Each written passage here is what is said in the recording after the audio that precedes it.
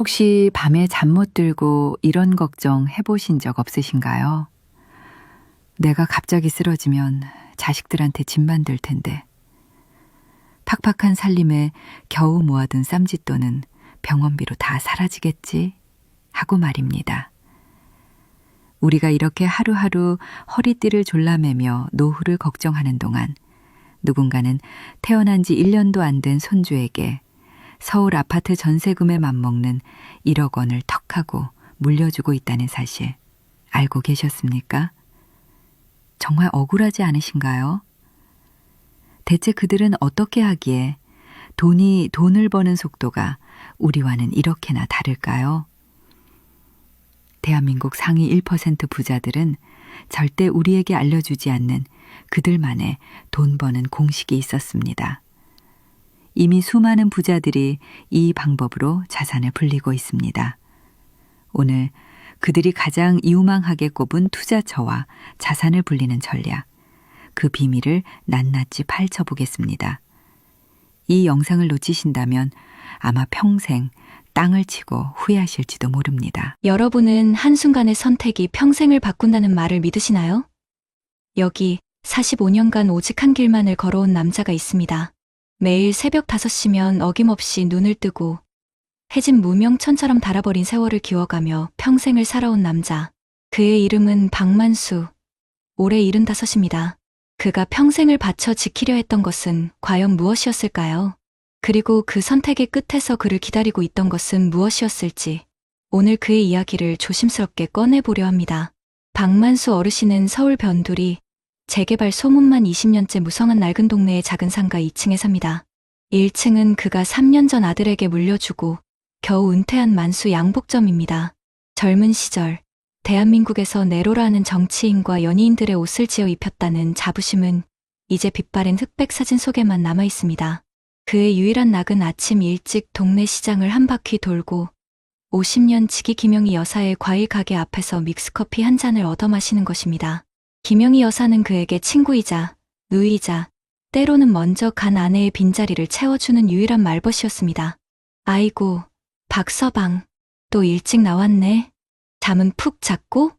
영희 여사가 쭈그려 앉아 사과를 닦다 말고 퉁명스럽게 말을 건넸습니다. 하지만 그 목소리엔 새벽 찬 공기에도 녹지 않는 따스함이 묻어 있었습니다. 만수는 멋쩍게 웃으며 구겨진 모자를 고쳐 썼습니다. 잠이 와야 자지. 나이 드니 잠만 줄어. 영희 자네는 장사 준비 다 했는가? 그럼 난 박서방처럼 한량 아니야. 하루 벌어 하루 먹고 사는 팔자인데 동 트기 전에 나와야지. 자, 이거 한 잔해. 영희 여사가 내민 종이컵에서 달큰한 커피 향이 피어올랐습니다. 만수는 호흡 불며 커피를 한 모금 마셨습니다. 그의 시선은 영희 여사의 거친 손마디에 잠시 머물렀습니다. 저 손으로 자식 셋을 키워내고 남편 병수발까지 다 들었습니다. 자신과 참 닮은 인생이었습니다. 아들 가게는 좀 어때? 요즘 경기가 영안이라던데. 영희 여사의 물음에 만수의 얼굴에 순간 그늘이 졌습니다. 그는 애써 미소를 지으며 고개를 끄덕였습니다. 그럭저럭 제 앞가림은 하겠지. 요즘 젊은 애들이 누가 양복을 맞춰 입는다고. 기성복이 얼마나 잘 나와. 그래도 지 애비 기술 물려받았으니 굶기야 하겠어. 그래도 당신이 평생 일군 가게인데 마음 쓰이지. 저번에 보니 얼굴이 영 안 좋던데. 알아서 하겠지. 다 큰 놈인데 나는 이제 내 걱정만 하면 돼. 만수는 말을 마치고 하늘을 올려다보았습니다. 그의 걱정은 통장 잔고에 있었습니다. 45년간 양복점을 하며 악착같이 모은 1억 원. 아내 병원비로 절반쯤 썼고 남은 돈은 그의 마지막 자존심이자 노후의 보루였습니다. 아들이 가게를 물려받을 때 보태주지 못한 것이 내심 마음에 걸렸지만 이 돈만큼은 절대 내어줄 수 없었습니다. 언제 어떻게 아플지 모르는 나이, 자식에게 짐이 될 순 없었습니다. 그는 매일 밤 낡은 통장을 머리맡에 두고 잠이 들었습니다. 마치 부적처럼 그 숫자들이 자신의 남은 생을 지켜줄 것이라 굳게 믿었습니다. 그날 오후 만수는 오랜만에 양복점에 내려가 보았습니다. 아들 진우는 혼자 재봉틀 앞에 앉아 한숨만 푹푹 내쉬고 있었습니다. 가게 안은 썰렁했고 마네킹이 입고 있는 정장 위로 먼지만 뽀얗게 쌓여 있었습니다. 진우야, 손님은? 오셨어요. 아버지? 진우는 아버지를 보고도 일어설 기운조차 없어 보였습니다. 30 중반을 넘긴 아들의 어깨가 너무나도 무거워 보였습니다. 무슨 일 있냐? 얼굴이 왜 그래? 아니에요. 아니긴 뭐가 아니야. 말을 해야 알지. 이 애비가 뭐 도와줄 일이라도 있는 거냐. 만수의 다그침에 진우는 결국 참았던 울음을 터뜨렸습니다. 이야기는 간단했습니다. 주변에 대형 아울렛이 들어서면서 맞춤 양복을 찾는 손님의 발길이 완전히 끊겼고 무리하게 빌린 가게 확장 대출금 이자가 눈덩이처럼 불어나고 있다는 것이었습니다. 당장 다음 주까지 8천만 원을 막지 못하면 가게는 경매로 넘어가고 길거리에 앉을 판이었습니다. 만수의 머릿속이 하얘졌습니다. 8천만 원. 그에게는 사형 선고나 다름없는 금액이었습니다. 평생을 바친 가게, 그리고 하나뿐인 아들. 하지만 그 돈을 내어주면 자신의 노후는 어떻게 되는 걸까? 갑자기 쓰러지기라도 하면 당장 병원비는 누가 감당한단 말인가? 며칠 밤낮을 뜬 눈으로 지새웠습니다. 낡은 통장을 손에 쥐고 하염없이 눈물만 흘렸습니다. 자식의 실패가 오롯이 자신의 탓인 것만 같았습니다. 제대로 된 자본 하나 물려주지 못하고 낡은 기술과 가난만 대물림해 준 것 같아 가슴이 미어졌습니다. 다음 날 퀭한 얼굴로 시장에 나선 만수를 보고 영희 여사가 기겁을 했습니다. 박서방, 이게 무슨 꼴이야? 어디 아파? 병원 가봤어? 만수는 차마 입이 떨어지지 않았습니다. 영희 여사는 그의 손을 억지로 끌고 과일 가게 안쪽 작은 평상에 앉혔습니다. 따뜻한 물 한 잔을 건네고는 그의 어깨를 툭툭 쳤습니다. 말해봐. 뭔 일인데 그래? 우리 사이에 말 못할 게 뭐 있어? 만수는 결국 모든 것을 털어놓았습니다. 아들 가게 이야기 8천만 원, 그리고 자신의 비참한 심정까지. 이야기를 듣는 내내 영희 여사는 아무 말 없이 고개만 끄덕였습니다. 만수의 이야기가 끝나자 그녀는 깊은 한숨을 내쉬며 입을 열었습니다. 박서방, 어제 내가 텔레비전에서 뭘 봤는지 알아? 작년에 말이야. 우리나라에서 금융자산만 10억 넘는 부자들이 47만 명이 넘는데 전체 인구의 1%도 안 되는 사람들이 우리나라 가계 금융자산의 60%를 넘게 갖고 있다는 거야. 그 사람들이 1년에 돈 버는 속도가 우리 같은 사람들보다 2배가 넘는데 더 기가 막힌 건 뭔지 알아? 영희 여사는 잠시 말을 멈추고 만수의 눈을 똑바로 쳐다보았습니다. 작년에 태어난 지 1년도 안 된 핏덩이들한테 증여된 돈이 얼만 줄 알아? 1인당 평균 9천만 원이 넘는데 9천만 원. 박서방, 당신이 평생 허리띠 졸라매고 손가락에 피멍 들어가며 모은 돈을 그들은 손주 첫돌 선물로 턱턱 안겨준다는 소리야. 이게 말이 된다고 생각해? 만수는 망치로 머리를 한 대 맞은 듯한 충격에 휩싸였습니다. 9천만 원. 아들을 살릴 수도 자신의 노후를 지킬 수도 있는 그 돈이 누군가에게는 그저 어린 손주의 용돈에 불과하다는 사실. 억울함과 분노, 그리고 깊은 허탈감이 그의 온몸을 휘감았습니다. 대체 그 사람들은 어떻게? 그 사람들은 우리처럼 돈을 통장에 넣어두고 이자 몇 푼 받으면서 안심하지 않는데 부동산이든 주식이든 돈이 스스로 일하게 만든다는 거야. 위험하다고? 물론 위험하겠지. 하지만 더 위험한 건 이렇게 가만히 앉아서 내 돈의 가치가 하루가 다르게 떨어지는 걸 보고만 있는 거래. 영희 여사의 말 한마디 한마디가 비수처럼 만수의 심장에 박혔습니다. 그는 평생 성실과 정직이 최고의 미덕이라 믿었습니다. 땀 흘려번 돈을 은행에 차곡차곡 모으는 것만이 가장 안전하고 올바른 길이라 생각했습니다. 하지만 세상은 그가 아는 것과 너무나도 다르게 흘러가고 있었습니다. 그의 성실함은 부자들의 교활한 전략 앞에서 초라한 가난의 다른 이름일 뿐이었습니다. 그는 은행으로 향했습니다. 마지막 남은 정기예금을 해지하기 위해서였습니다. 창구 앞에 앉아 도장을 찍으려는데 손이 부들부들 떨려왔습니다. 45년의 세월이 이 얇은 종이 한 장에 담겨 있었습니다. 아내와 함께 굶어가며 모았던 돈, 진우의 대학 등록금을 위해 갯돈을 붓던 기억, 하루도 쉬지 않고 재봉틀을 돌리던 자신의 젊은 날. 이 모든 것이 한순간에 사라진다고 생각하니 눈앞이 캄캄했습니다. 그때였습니다. 옆 창구에서 상담하는 젊은 부부의 목소리가 들려왔습니다. 그래서 장기적으로 보면 국내 우량주랑 미국 기술주에 분산 투자하는 포트폴리오가 가장 안정적이라는 말씀이시죠? 아이 이름으로 증여하려면 절차가 어떻게 되나요? 아이 이름으로 증여. 분산 투자. 만수에게는 너무나도 낯설고 먼 나라 이야기였습니다. 그는 고개를 돌려 그들을 쳐다보았습니다. 자신만만하고 희망에 가득 찬 얼굴. 그들 뒤로 자신의 아들 진우의 절망적인 얼굴이 겹쳐 보였습니다. 바로 그때 만수의 머릿속에서 무언가 번쩍하고 깨지는 소리가 들렸습니다. 그는 찍으려던 도장을 가만히 내려놓았습니다. 그리고 자리에서 일어났습니다. 뒤늦게 소식을 듣고 헐레벌떡 은행으로 달려온 진우가 그의 앞을 막아섰습니다. 아버지, 제가 잘못했어요. 아버지 노후 자금인데 제가 미쳤었나 봐요. 가게는 어떻게든 해볼게요. 그냥 두세요. 제발. 진우는 눈물을 흘리며 애원했습니다. 하지만 만수는 그런 아들을 그저 덤덤하게 바라볼 뿐이었습니다. 그의 눈빛은 더 이상 절망이나 슬픔에 차 있지 않았습니다. 아주 오랜 시간 동안 깨닫지 못했던 진실을 마주한 사람의 깊고 단단한 눈빛이었습니다. 만수는 아들의 어깨를 잡고 나지막이 하지만 온 평생의 무게를 실어 말했습니다. 내가 너에게 물려주려고 했던 건 이 돈이 아니었다. 이 가난한 생각이었지. 그걸 이제야 알겠다, 아들아. 그것은 아들에 대한 원망도 자신에 대한 자책도 아니었습니다. 평생을 성실이라는 감옥에 스스로를 가두고 변화하는 세상을 외면한 채 오직 한 가지 방법만이 옳다고 믿었던 어리석은 아버지가 아들에게 건네는 뒤늦은 고백이자 뼈아픈 참회였습니다. 만수는 아들을 데리고 은행을 나왔습니다. 그는 8천만 원 전부를 주지 않았습니다. 당장 급한 불을 끌 수 있는 최소한의 돈만 건넸습니다. 그리고 남은 돈으로 아들과 함께 작은 서점으로 향했습니다.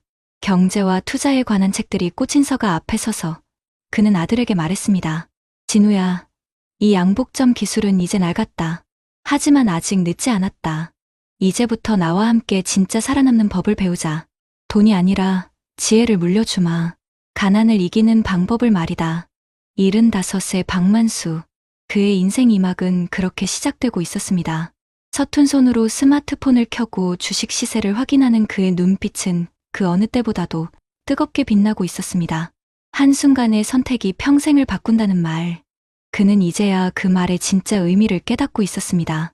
가장 중요한 선택은 돈을 어디에 두느냐가 아니라 남은 인생을 어떤 생각으로 살아갈 것인가에 달려 있다는 것을 말입니다. 여러분 어떠시나요? 위의 사례는 정말 비참하고 서글픈 인생 아닌가요? 하지만 지금부터 소개해드리는 사례는 정반대의 선택으로 행복한 노후를 보내고 있는 분을 소개해드리겠습니다. 경기도 고양시의 한적한 아파트 단지. 이른 아침 햇살이 거실 깊숙이 스며들 때면 최정우 어르신은 어김없이 잠에서 깹니다. 올해 68, 30여 년간 교편을 잡았던 그는 8년 전 명예롭게 퇴직한 전직 고등학교 교사입니다. 그의 아침은 동네 공원을 산책하고 단골 카페에 앉아 따뜻한 라떼 한 잔과 함께 태블릿 PC로 밤새 변한 미국 증시를 확인하는 것으로 시작됩니다. 그의 표정에서는 박만수 어르신에게서 느껴졌던 불안이나 초조함 대신 오랜 시간 쌓아온 자신감과 여유가 묻어납니다. 그의 곁에는 평생의 친구이자 동료 교사였던 박민규 씨가 늘 함께합니다. 최 선생, 또 그놈의 파란색, 빨간색 숫자들 보고 있구만. 난 봐도 뭐가 뭔지 통 모르겠어. 그냥 연금 나오는 날만 기다리며 사는 게 속 편하지. 민규 씨가 너털웃음을 터뜨리며 말했습니다. 그는 평생 은행 예금과 교직원 공제 외 저축 말고는 해본 적이 없는 사람이었습니다. 정우 씨는 조용히 미소 지으며 태블릿 화면을 톡톡 건드렸습니다. 박 선생, 이게 그냥 숫자로 보이나?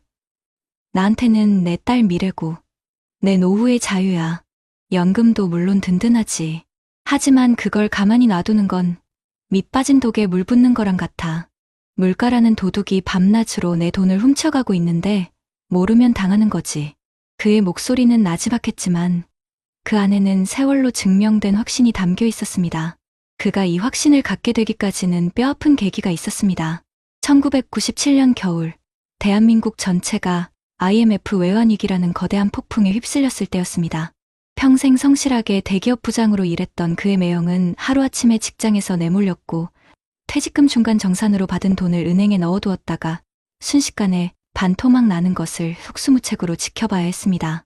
주변에서는 주식 투자로 전 재산을 날렸다는 비명이 들려왔지만 정우 씨는 그 잿더미 속에서 다른 진실을 보았습니다. 위험한 것은 투자가 아니라 변화하는 세상의 흐름을 읽지 못하고 안전이라는 착각 속에 안주하는 것이었습니다. 그는 그때 깨달았습니다. 월급만으로는, 연금만으로는 다가올 미래의 파도를 넘을 수 없다는 것을. 그날 이후 그는 월급의 20%를 떼어 무조건 삼성전자 주식을 사 모으기 시작했습니다. 동료들은 위험한 도박이라며 혀를 찾고 아내마저 불안한 눈빛으로 그를 말렸습니다. 하지만 그는 흔들리지 않았습니다. 밤늦게까지 아이들 시험지를 채점한 뒤 낡은 책상에 앉아 경제신문을 읽고 세계 경제의 흐름을 공부했습니다. 2008년 금융위기가 터져 계좌가 파랗게 물들었을 때도 그는 공포에 질려 주식을 팔아치우는 대신 오히려 빚을 내어 미국 우량 기술주를 추가로 매수했습니다. 모두가 공포에 떨 때 그는 위기 속에 숨겨진 기회를 보았던 것입니다.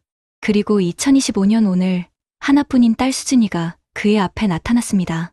디자인을 전공하고 작은 온라인 수제 디저트 가게를 운영하던 딸이 자신의 브랜드를 걸고 번화가에 오프라인 매장을 열고 싶다는 꿈을 조심스럽게 꺼내놓은 것입니다. 문제는 1억 5천만 원에 달하는 초기 자본이었습니다. 딸의 꿈 가득한 눈을 바라보며 그는 자신의 선택이 틀리지 않았음을 다시 한번 확인했습니다. 이 순간은 박만수 씨가 겪었던 절망적인 위기가 아니라 수십 년간 준비해온 아버지의 지혜가 딸의 미래를 만나는 축복의 시간이었습니다. 다음 날 정우 씨는 딸 수진이를 데리고 증권사 VIP 상담실을 찾았습니다. 굳은 표정으로 돈 이야기를 꺼낼 것이라 예상했던 수진이는 어리둥절한 표정으로 아버지를 따랐습니다.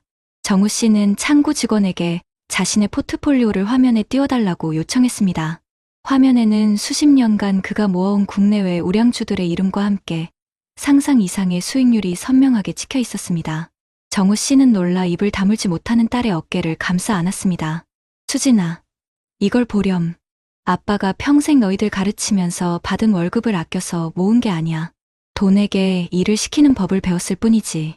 저기 저 파란색 미국 국기 옆에 있는 주식 보이지? 2008년에 모두가 망한다고 했을 때 아빠는 세상이 결국 기술의 힘으로 다시 일어설 거라고 믿었단다. 그 믿음이 오늘 내 꿈을 이뤄줄 자산이 된 거야. 그는 당장 현금이 필요하다는 딸에게 1억 5천만 원을 그 자리에서 이체해 주었습니다. 하지만 그의 선물은 거기서 그치지 않았습니다. 이건 가게를 여는 데 쓰렴. 하지만 이게 전부가 아니다. 더 중요한 선물이 있어. 정우 씨는 직원에게 요청해 자신의 주식 계좌에서 5천만 원어치의 미국 기술주 ETF를 딸의 계좌로 증여하는 절차를 밟았습니다. 영문도 모른 채 서류에 서명하는 딸에게 그가 나지막이 말했습니다. 아빠가 너에게 물려주고 싶은 것은 돈이 아니라 가난해지지 않는 지혜란다. 이 주식은 절대 팔지 마라. 그리고 내가 가게를 운영하며 버는 돈의 일부는 반드시 여기에 추가로 투자하렴. 돈의 주인이 되어야지. 돈의 노예가 되어서는 안 된다. 이 가게가 내 첫 번째 사업이라면 이건 내 평생을 지켜줄 두 번째 사업이 될 거다. 그것은 단순한 부의 대물림이 아니었습니다. 세상을 살아가는 방식과 철학을 전수하는 숭고한 의식이었습니다. 박만수 씨가 뒤늦게 아들에게 가난한 생각을 물려주었다고 자책하며 건넸던 경제 서적 몇 권과는 차원이 다른 살아있는 교육이었습니다. 지금 최정우 씨는 아내와 함께 한 달에 한 번씩 해외여행을 다니는 것이 새로운 낙입니다. 얼마 전에는 딸의 가게 개업식에 가서 가장 멋진 손님이 되어주었습니다. 재봉틀 앞에서 절망하던 진우 씨와 달리 그의 딸 수진 씨는 아버지라는 든든한 멘토이자 투자자를 등에 업고 자신감 넘치게 자신의 꿈을 펼쳐나가고 있습니다. 최정우 씨는 종종 말합니다. 인생에서 가장 중요한 선택은 직업이나 배우자가 아니라 어떤 생각을 가지고 세상을 살아갈 것인가를 결정하는 것이라고 말입니다. 그는 27년 전 모두가 절망의 늪에서 허우적거릴 때 위기를 기회로 만드는 선택을 했습니다. 그 한순간의 다른 생각이 그의 노후를 그리고 자식의 미래까지 완벽하게 바꾸어 놓은 것입니다. 앞선 사례들을 잘 보셨나요? 이런 문제들과 관련해서 전문가들과 통계 자료를 소개해드리겠습니다. 박만수 어르신의 이야기, 혹시 남의 일 같지 않다고 느끼신 분들 많으시죠? 평생 자식들 입에 맛있는 거 하나 더 넣어주려고 허리띠 졸라매고 굳은 일마다 않고 정말 성실하게 살아오셨는데 왜 노후는 이토록 불안하기만 한 걸까요? 사실 박 어르신이 겪는 경제적인 어려움과 자식에 대한 미안함은 결코 어르신 개인만의 잘못이 아닙니다. 놀랍게도 우리나라 66살 이상 어르신 10분 중에 4분은 박 어르신처럼 실질적인 빈곤 상태에 놓여 있다고 합니다. 이게 다른 나라들과 비교하면 거의 3배나 높은 압도적인 1등이라고 하니 정말 충격적인 현실이 아닐 수 없습니다. 우리 주변을 둘러보면 열의 넷은 비슷한 걱정을 안고 살아가고 있다는 뜻이니까요. 그런데 평생을 일해서 집 한 채는 마련했는데 왜 이렇게 가난하게 살아야 하는 걸까요? 바로 여기에 우리가 빠지기 쉬운 자산 구조의 함정이라는 게 숨어 있습니다. 우리나라 60살 이상 되신 분들의 재산을 들여다보면 그중 80% 이상이 지금 당장 돈으로 바꿀 수 없는 집이나 땅 같은 부동산에 묶여 있다고 합니다. 반면에 필요할 때 바로 꺼내 쓸 수 있는 예금이나 적금 같은 금융자산은 20%도 채 안 된다는 거죠. 박만수 어르신이 평생 모은 돈을 그저 은행 예금에만 넣어두셨던 게 바로 우리 대한민국 어르신들의 가장 전형적인 돈 관리 방식이었던 셈입니다. 하지만 금융 전문가들은 바로 이런 방식이 조용한 가난으로 가는 가장 빠른 길이라고 아주 강력하게 경고하고 있습니다. 왜냐하면 시장 물건값은 해마다 무섭게 오르는데 은행 이자는 그걸 도저히 따라가지 못하니까요. 결국 가만히 앉아서 내 돈의 가치가 저절로 깎여나가는 걸 지켜볼 수밖에 없는 겁니다.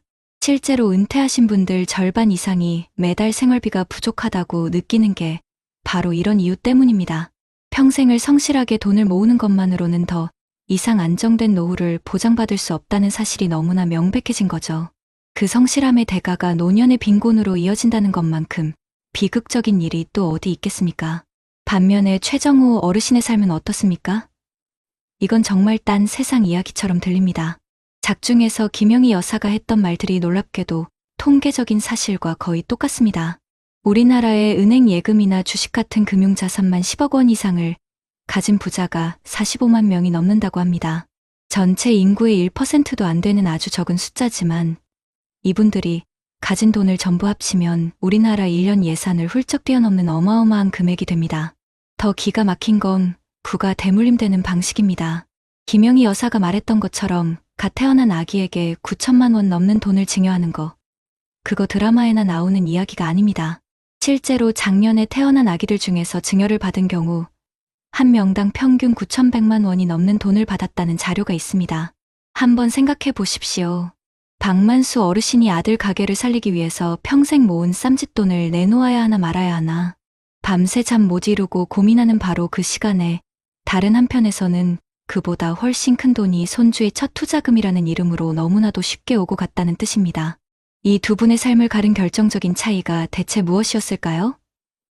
바로 돈을 일하게 만드는 지혜가 있었느냐 없었느냐의 차이였습니다. 최정우 어르신이 나라 경제가 어려워지고 모두가 겁에 질려 주식을 내다 팔 때 오히려 좋은 회사 주식을 꾸준히 사들였던 것처럼 진짜 부자들은 위기를 기회로 만드는 법을 알고 있었습니다. 전문가들은 이걸 금융이해력의 차이라고 부릅니다. 단순히 돈을 아끼고 모으는 저축의 단계를 넘어서서 내가 가진 자본이 스스로 돈을 벌어들이게 만드는 투자의 시스템을 만들어내는 능력을 말하는 거죠. 최정우 어르신이 딸에게 가게 차릴 돈과 함께 미국 기술주 상장지수 펀드를 주면서 가난해지지 않는 지혜를 강조했던 장면 기억나시죠? 이게 바로 부의 철학을 물려주는 가장 상징적인 모습입니다.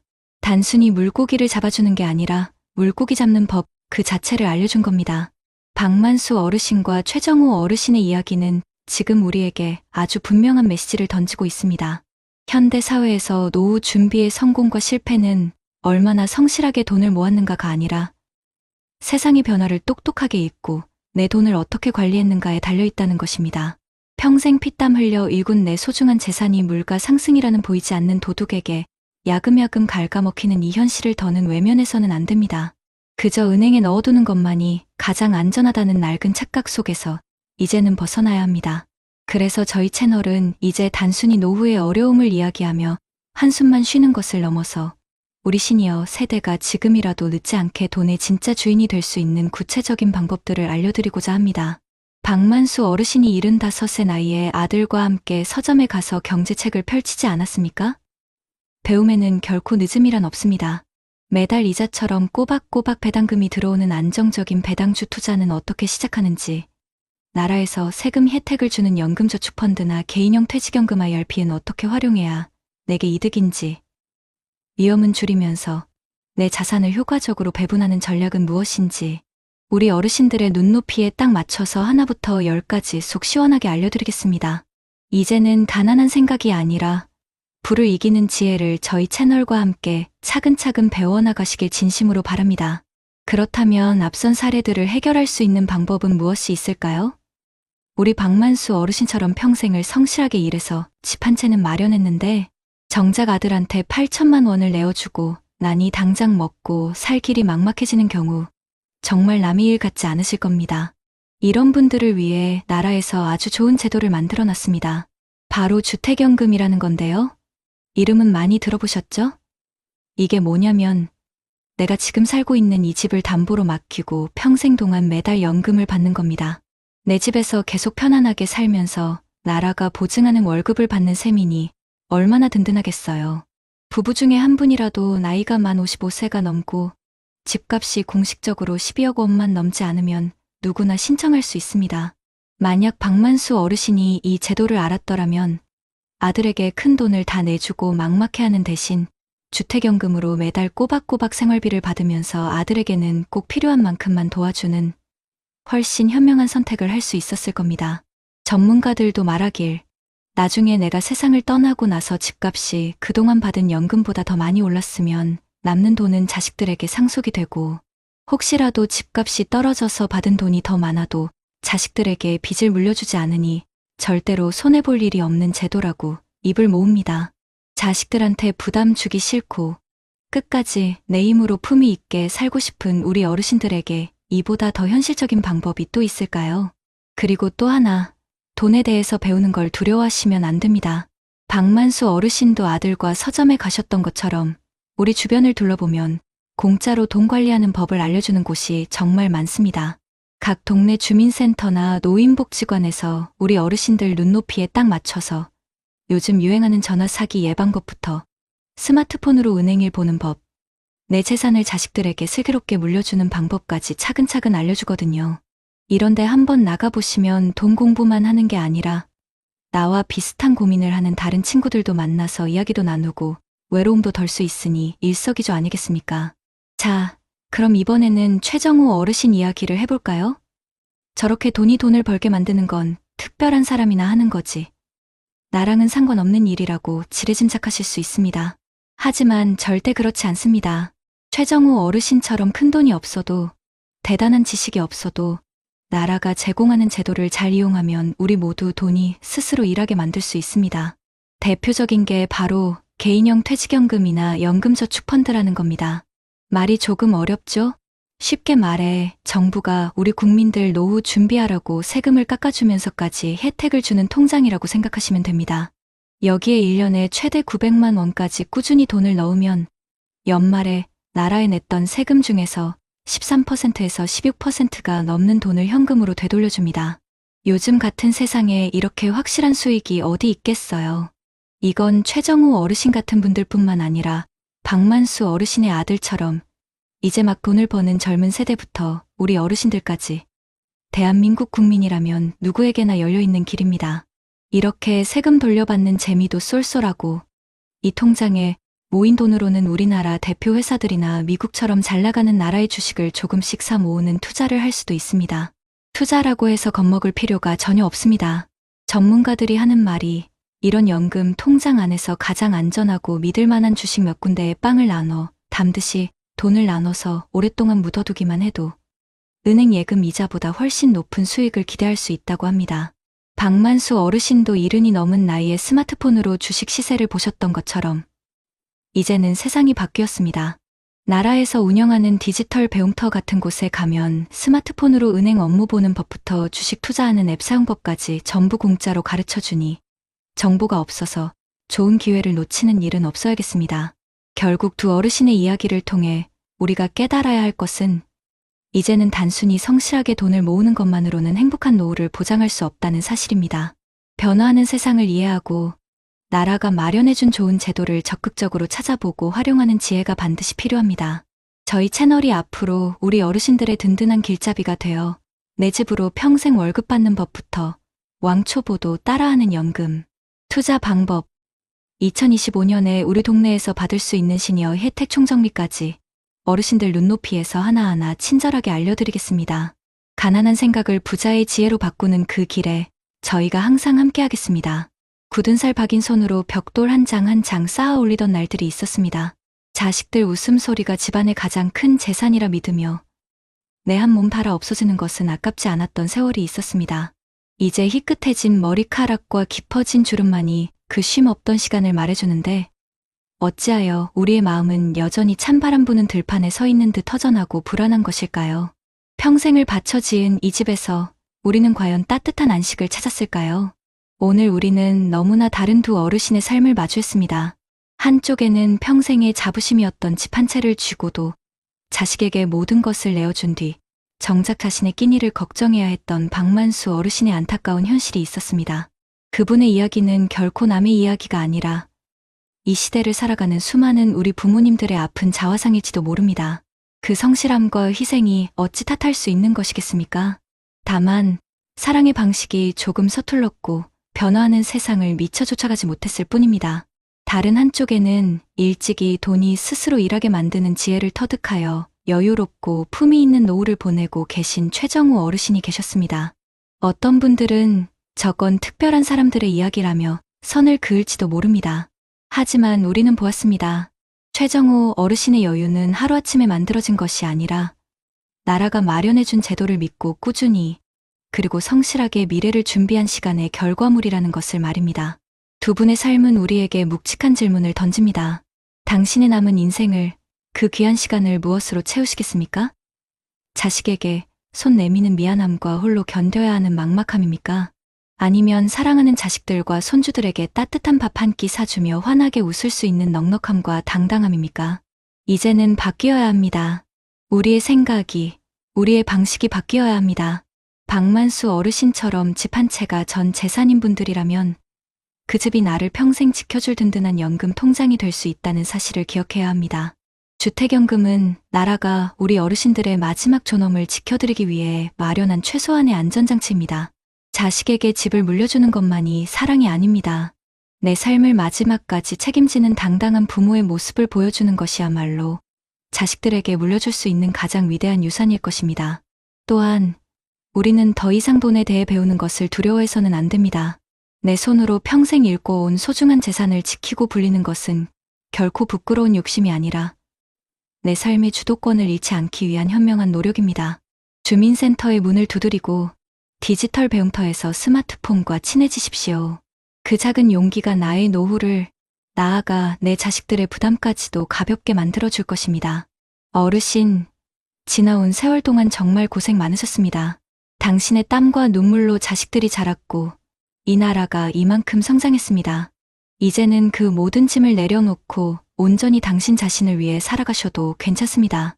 어제의 성실함에 오늘의 지혜를 더할 때 우리의 노후는 결코 가난하거나 외롭지 않을 것입니다. 오히려 세월의 깊이만큼이나 풍요롭고 향기로울 수 있습니다.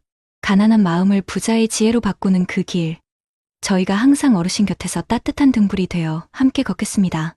부디 오늘 이야기가 당신의 가슴 속에 희망의 씨앗 하나를 심는 계기가 되었기를 진심으로 바랍니다. 안녕하십니까. 우리 인생의 황금기를 보내고 계신 선배님, 친구 여러분. 살아보니 어떻습니까? 우리네 인생이 참 계획대로만 되지는 않더군요. 젊을 땐 그저 앞만 보고 달렸는데 이제 뒤를 돌아보니 예상치 못한 언덕과 골짜기가 참 많았습니다. 최근에 들은 한 이야기가 제 마음을 참 무겁게 합니다. 한 가정의 든든한 가장이 갑작스러운 병으로 쓰러지셨는데 병원비는 어찌어찌 해결했지만 그 들을 감당하지 못해 온 가족이 고통받고 있다는 소식이었습니다. 나는 괜찮겠지 하는 마음, 저도 왜 없겠습니까? 하지만 세월은 기다려주지 않고 위기는 예고 없이 찾아오는 것이 인생이더군요. 매달 따박따박 들어오는 연금만 믿고 있다가 갑자기 목돈이 필요한 순간이 닥쳤을 때, 그때 기댈 곳이 없다면 얼마나 막막하고 서럽겠습니까? 자식들한테 송 벌리기도 미안하고 평생 쌓아온 자존심이 무너지는 것 같아 밤잠 설치게 될 겁니다. 성실하게 살아온 줄밖에 없는데 한순간의 위기로 모든 것을 잃는 그런 억울한 일은 이제 없어야 합니다. 오늘 제가 드리는 이야기는 남의 이야기가 아니라 바로 내일의 나와 우리 가족의 이야기일 수 있습니다. 부디 잠시만 귀를 기울여 주십시오. 경기도 안산. 햇볕이 잘 들지 않는 오래된 아파트 8층. 복도를 따라 걸으면 맨 끝 삐걱이는 현관문 너머로 김도연 어르신의 하루가 시작됩니다. 올해 72. 그의 아침은 언제나 손때 묻은 낡은 휴대폰을 가만히 만져보는 것으로 시작되지요. 요즘 젊은이들이 쓰는 번쩍이는 최신 휴대폰과는 비교도 할 수 없습니다. 화면 귀퉁이는 거미줄처럼 금이 가 있고 전화벨이 울려도 화면, 속글씨가 흐릿해 귀부터 바싹 갖다 대야 하는 10년도 더 된 물건입니다. 하지만 도연 어르신은 이 낡은 휴대폰을 보물처럼 여깁니다. 여기엔 당신의 한평생이 고스란히 담겨 있기 때문입니다. 수십 년간 연락이 끊겼던 고향 친구의 번호, 며느리가 보내준 손주 녀석의 첫걸음마 동영상, 그리고 세상을 떠난 아내가 마지막으로 보낸 오늘 저녁은 된장찌개 끓여 놓을게요. 늦지 마소 하는 짧은 문자까지.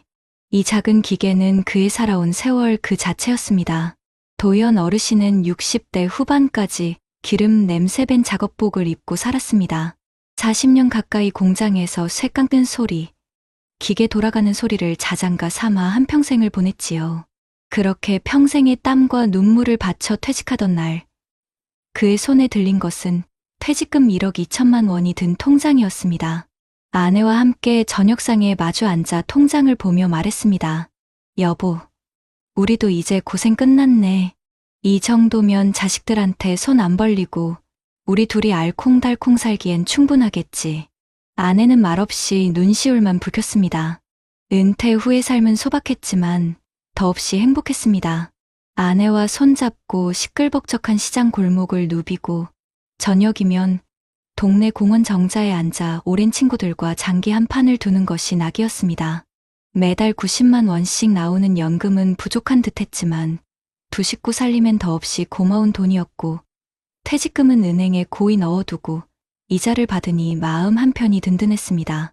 낡은 휴대폰 액정 속에서 환하게 웃는 손주 사진을 들여다볼 때면 그래, 이만하면 참 잘 살아왔다 싶어 가슴이 뿌듯해지곤 했습니다. 하지만 행복은 그리 길지 않았습니다. 시련이라는 놈은 늘 예고 없이 가장 행복한 순간을 골라 찾아오더군요. 작년 가을, 하나뿐인 아들 진수가 어두운 얼굴로 집을 찾아왔습니다. 현관에 들어서는 아들의 축 처진 어깨를 보는 순간, 도연 어르신의 가슴은 이미 철렁 내려앉고 있었습니다. 아버지 회사가 문을 닫았습니다. 당장 다음 달부터 어찌해야 할지 막막합니다. 아들의 떨리는 목소리가 거실을 무겁게 채웠습니다. 그 순간 도연 어르신의 손에 들려있던 낡은 휴대폰이 바닥으로 툭 떨어질 뻔했습니다.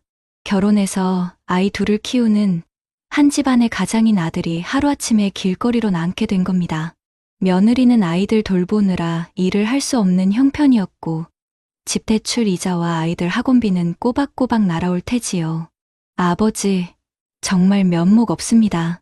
석 달만 도와주시면 어떻게든 자리 잡아서 꼭 갚겠습니다.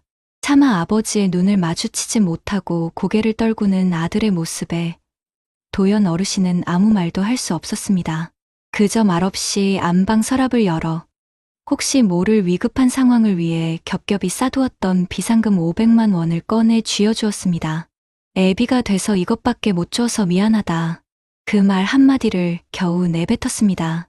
그것이 비극의 시작이었습니다. 석 달만이라던 아들의 약속은 메아리 없는 외침이 되었습니다. 경기가 어렵다 보니 재취업은 하늘의 별 따기였고 아들의 사정은 나아질 기미가 보이지 않았습니다. 처음엔 용돈처럼 시작된 지원이 어느새 아들네 가족의 생활비 전부를 감당해야 하는 상황으로 번져버렸습니다. 월 90만 원의 연금은 내 식구의 생활비와 손주들의 학원비 앞에 속수무책이었습니다. 시장에만 나가도 숨이 턱 막혔습니다. 달걀 한 판에 8,000원, 돼지고기 한 근에 10,000원이 훌쩍 넘는 세상에서 그의 장바구니는 날이 갈수록 초라해졌습니다. 아내는 밤마다 깊은 한숨을 내쉬며 말했습니다. 영감, 당신 뼈마디 쑤시는 소리가 여기까지 들려요.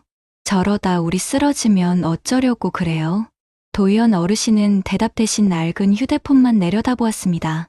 화면에는 아버지, 이번 달도 부탁드립니다. 라는 아들의 메시지가 선명하게 찍혀 있었습니다.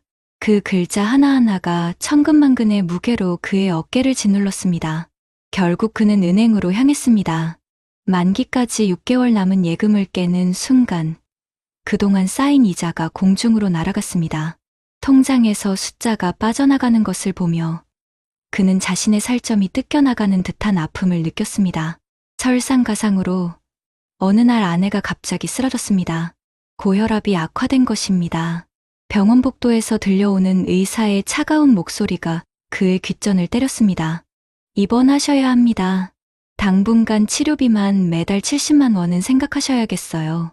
그 말을 듣는 순간 도연 어르신의 손에서 낡은 휴대폰이 시멘트 바닥으로 떨어졌습니다.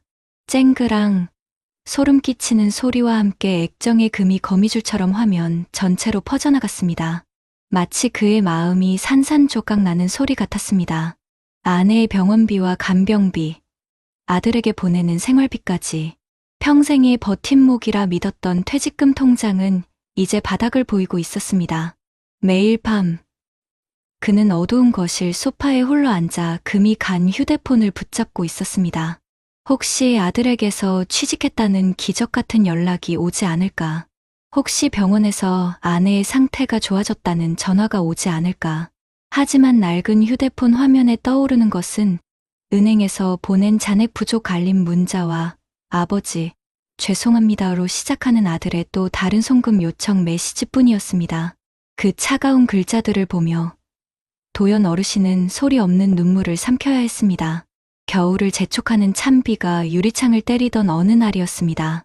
도연 어르신은 아내의 병상 옆에서 하얀 봉투 하나를 받아들고는 그 자리에 얼어붙고 말았습니다. 얇고 차가운 종이 위에는 입원비 및 치료비 중간 정산액 178만 원이라는 글자가 까맣게 인쇄되어 있었습니다. 그 숫자는 마치 사형 선고처럼 느껴졌습니다. 손이 사시나무처럼 떨려왔고 눈앞이 아찔해지며 결국 손에 들고 있던 봉투를 놓치고 말았지요.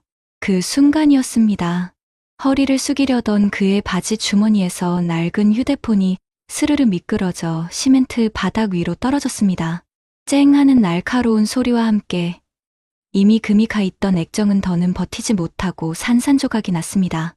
화면의 한쪽이 영원히 빛을 잃었습니다. 마치 그의 마지막 희망 한 조각이 부서져 나간 것 같았습니다. 이제는 정말 버틸 힘이 없구나. 그의 작은 읊조림을 들었는지 병상에 누워있던 아내가 힘겹게 미소를 지으며 남편의 손을 잡았습니다. 주름지고 마른 아내의 손이 유난히 차갑게 느껴졌습니다. 영감, 무리 진수. 이제 그만 도와줘요. 당신 얼굴 좀 봐요. 저러다 당신마저 쓰러지면 우리는 어떡해요. 자식도 자식이지만 우리 목숨부터 챙겨야지. 애들도 이제 알아서 살아야 해요. 아내의 말이 비수처럼 가슴에 꽂혔습니다. 틀린 말이 하나도 없었지만 도연 어르신은 차마 알겠다는 대답을 할 수가 없었습니다. 한평생 자식 하나만 바라보고 살아온 아버지에게 손 내미는 아들을 외면하라는 말은 세상에서 가장 잔인한 형벌처럼 느껴졌기 때문입니다. 며칠 뒤 텅 빈 집으로 돌아온 도연 어르신은 망연자실 소파에 앉아 있었습니다. 그때 죽어버린 화면 한쪽을 겨우 피해가며 문자 알림이 희미하게 깜빡였습니다. 볼 것도 없이 아들이었습니다. 아버지, 이번에도 좀 부탁드립니다. 그 짧은 문장을 보는 순간 그는 휴대폰을 옆으로 던져버리고 두 손으로 얼굴을 감싸 쥐었습니다. 어깨가 가늘게 떨려왔고 참았던 서름이 뜨거운 눈물이 되어 손가락 사이로 흘러내렸습니다. 퇴직금 통장은 이미 반 토막이 났고 연금 90만 원은 아내의 약값과 병원비만으로도 모자랐습니다. 더는 기댈 곳도 물러설 곳도 없는 벼랑 끝이었습니다. 그날 밤 도연 어르신은 잠들지 못하고 깨진 휴대폰 액정을 하염없이 들여다보고 있었습니다. 손주 녀석의 사진, 친구들과 주고받은 안부 메시지를 무의미하게 넘기던 그의 손가락이 한 지점에서 멈췄습니다. 몇 해 전, 아직 아내가 건강했을 때 보내온 낡은 문자 하나.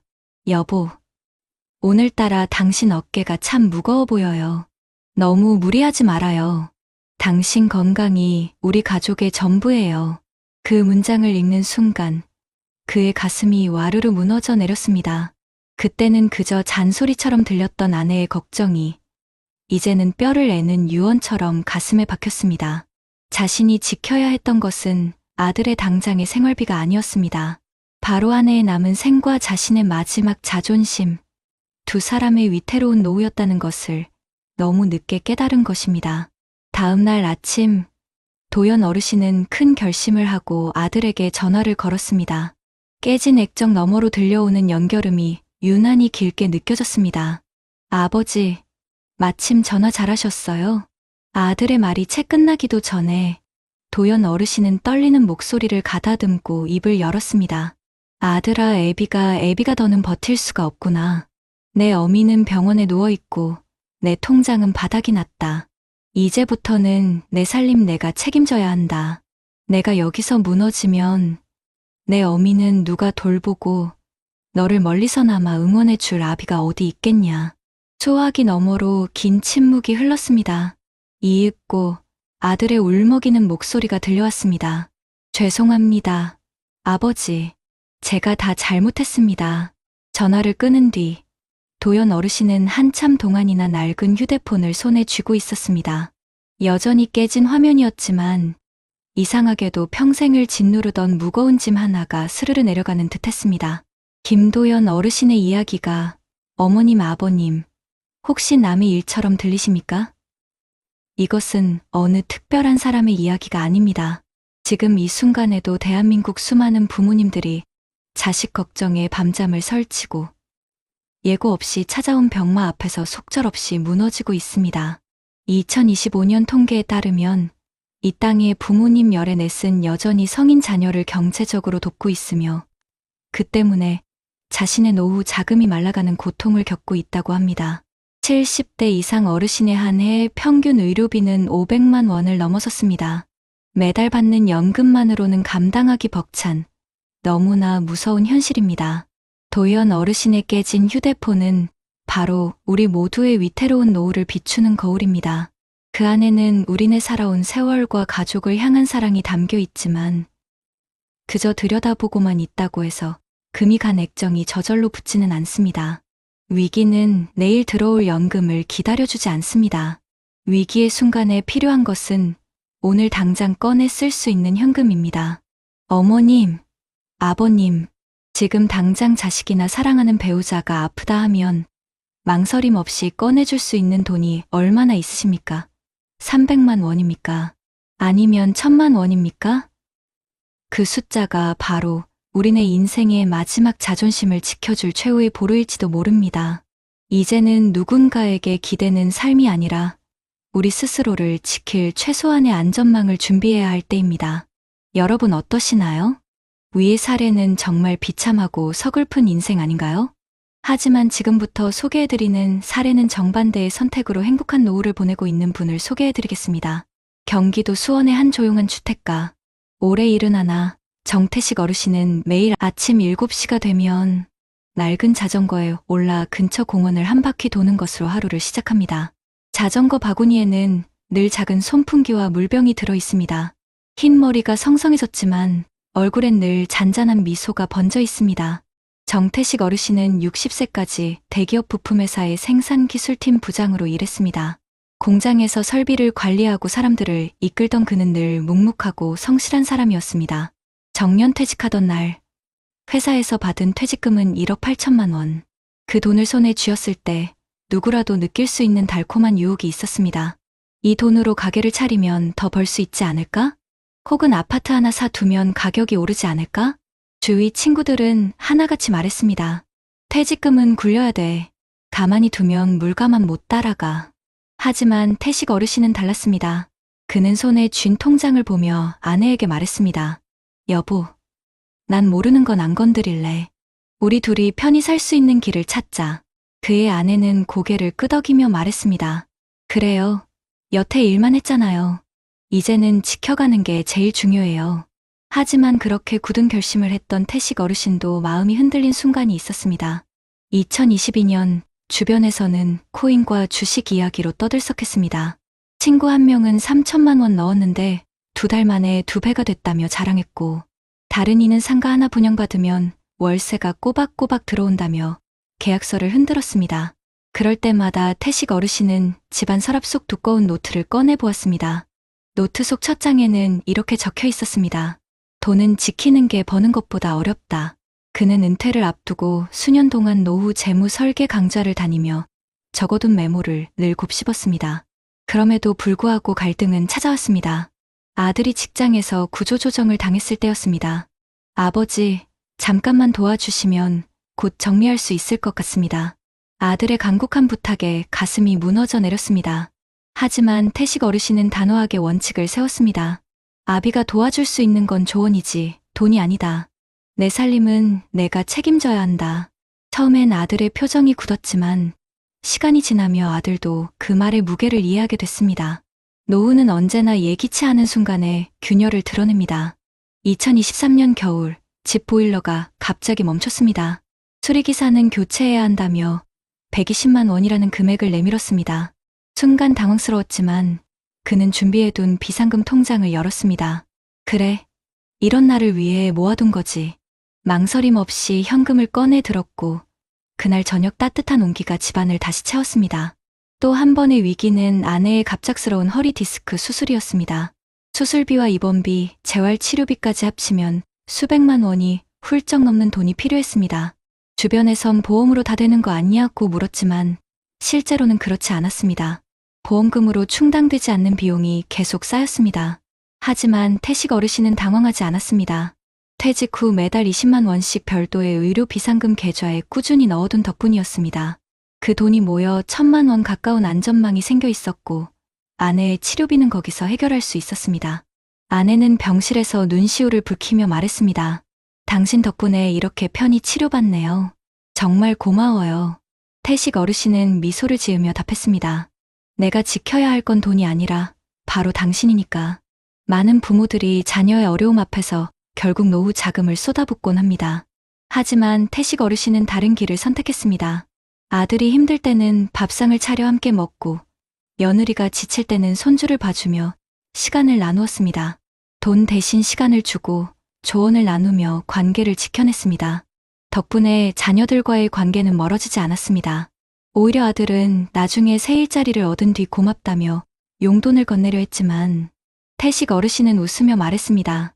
아버지는 내가 다시 일어선 것만으로 충분하다. 2024년 여름 갑작스러운 소식이 들려왔습니다. 정태식 어르신의 오랜 친구이자 함께 공장에서 일했던 동료 박만수 씨가 뇌경색으로 쓰러진 것이었습니다. 병원비와 간병비에 허덕이던 만수 씨 가족은 결국 노후 자금을 다 써버렸고 아들은 해외에서 연락조차 닿지 않는 상황이라 했습니다. 병실에서 만수 씨 아내가 흐느끼며 말했습니다. 태식 씨, 당신은 참 현명했어. 우리는 왜 그때 그렇게 무모했을까? 그 말을 들으며 태식 어르신은 깊은 충격을 받았습니다. 만수 씨는 자신과 똑같은 직장에서 같은 연배로 은퇴했던 동료였습니다. 하지만 은퇴 후 상가 투자에 퇴직금 전부를 넣었다가 코로나 경기 침체와 금리 인상으로 빚더미에 올라앉게 된 것이었습니다. 그 결과 병원비 한 푼 마련하지 못하고 가족들까지 고통 속에 빠져버린 것이었지요. 태식 어르신은 집으로 돌아와 낡은 노트를 다시 꺼냈습니다. 거기에는 지난 세월 적어둔 메모가 그대로 남아 있었습니다. 노후를 지키는 건 욕심이 아니라 원칙이다. 그 문장이 유난히 눈에 들어왔습니다. 그리고 그해 가을, 태식 어르신의 집에도 큰일이 닥쳤습니다. 아내가 계단에서 넘어져 고관절 골절 수술을 받게 된 것입니다. 수술비와 재활치료비로 1천만 원 가까운 비용이 필요하다는 의사의 말에 잠시 공기가 얼어붙었습니다. 하지만 태식 어르신은 흔들리지 않았습니다. 그는 이미 수년 전부터 의료 비상금 계좌를 따로 운영해왔고 또한 매달 조금씩 모은 생활 비상금 통장에도 넉넉히 돈이 쌓여 있었습니다. 걱정하지 마. 다 준비해놨으니까. 아내의 손을 꼭 잡으며 그가 했던 이 한마디는 단순한 위로가 아니라 실제 현실이었습니다. 입원비는 곧바로 결제되었고 재활치료 역시 큰 어려움 없이 진행되었습니다. 병실에서 아내는 눈시울을 붉히며 말했습니다. 여보, 이렇게 든든한 게 어디 있어요. 괜히 청춘 다 바쳐 당신 따라 살아온 게 아니에요. 태식 어르신은 웃으며 대답했습니다. 우린 돈이 많진 않지만 쓸 땐 쓸 수 있는 힘이 있잖아. 그게 우리가 준비한 보람이지. 여러분, 정태식 어르신의 이야기는 남의 이야기가 아닙니다. 같은 세월을 살아온 친구는 병원비조차 감당하지 못해 무너졌지만 태식 어르신은 작은 원칙 하나, 준비된 비상금 덕분에 위기를 헤쳐나가고 있습니다. 2025년 현재 통계청 조사에 따르면 65세 이상 노인의 40% 이상이 여전히 성인 자녀를 지원하고 있으며 보건복지부 발표에 따르면 70대 이상 고령자의 연평균 의료비는 500만 원을 넘어섰습니다. 이 현실 속에서 노후를 지켜주는 건 투자 계좌에 찍힌 숫자가 아니라 오늘 당장 꺼낼 수 있는 현금입니다. 태식 어르신의 집 장롱 속에는 아직도 낡은 노트가 있습니다. 첫 장에 적힌 글귀는 변함이 없습니다. 돈은 모르는데 쓰지 말고 꼭 필요한 나를 위해 지켜라. 그는 여전히 매달 작은 금액을 비상금 통장에 넣습니다.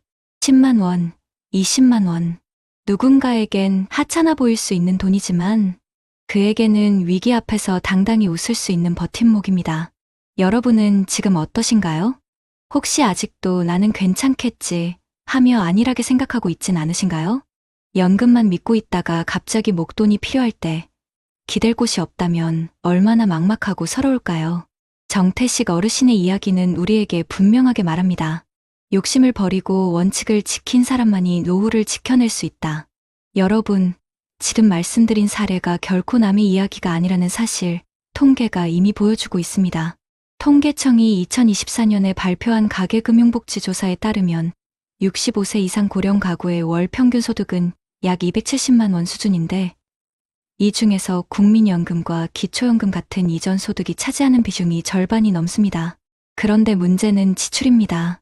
한국보건사회연구원이 2023년에 발표한 노후생활 실태 보고서에 따르면 같은 연령대 가구의 월 평균 소비 지출은 약 260만 원으로 나타났습니다. 즉 수입과 지출이 거의 맞물려 돌고 있는 구조라서 한 번에 큰 지출만 발생해도 가계가 곧장 흔들릴 수밖에 없는 현실입니다. 이 통계는 단순한 숫자가 아니라 우리가 흔히 듣는 연금만으로 살 수 있다는 말이 얼마나 불안정한 전제 위에 놓여 있는지를 그대로 보여주는 것이죠. 특히 의료비와 주거비는 노후 재정을 잠식하는 가장 큰 요인으로 꼽힙니다. 국민건강보험공단이 발표한 2023 고령층 진료비 통계를 보면 70세 이상 노인의 1인당 연간 진료비는 약 580만 원에 달합니다. 이는 전체 인구 평균의 거의 3배에 해당하는 수준입니다. 게다가 단순히 병원 진료비에만 그치지 않습니다.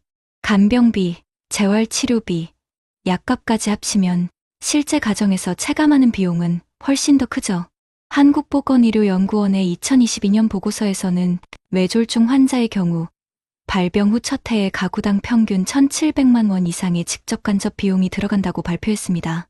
한 번의 질병이 평생 모아둔 자금을 단숨에 무너뜨릴 수 있다는 사실이 연구로도 확인된 셈입니다. 주거비 또한 만만치 않습니다.